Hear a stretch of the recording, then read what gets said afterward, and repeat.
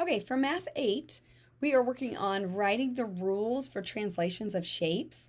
And so what you're doing here now, if you cannot write on the PDF or you can't print it, then you can also write this on a piece of paper and then submit it through Canvas. You don't have to redraw the shapes.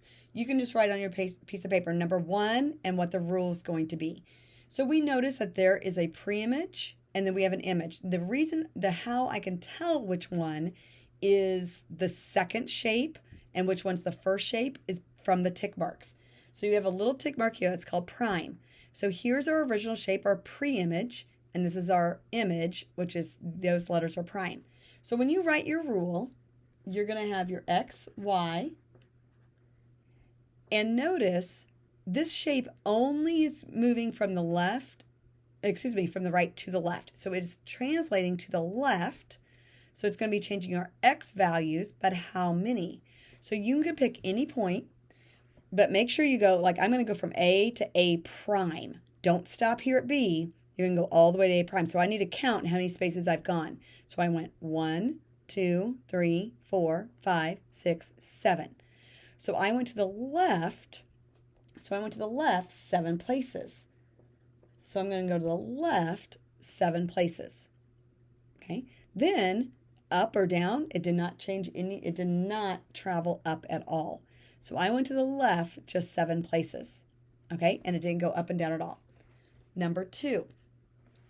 This looks like, wait, is this the first? Yeah, this is the pre-image and this is the image because of the tick mark. So we started here and we translated it there. So we're going to translate, excuse me, to the right, and then down. So you have X, Y, your vector sign, excuse me. And you're going to go to the right, and we're going to count 1, 2, 3. So I went to the right 3, and I went down 1, 2, 3, 4. And I went down 4.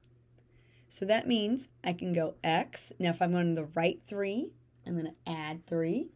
If I'm going to go down 4, it's going to be Y minus 4. Because when you go right or left, you're affecting the X values. You're changing the X values. If you're going up or down, you're changing the Y values.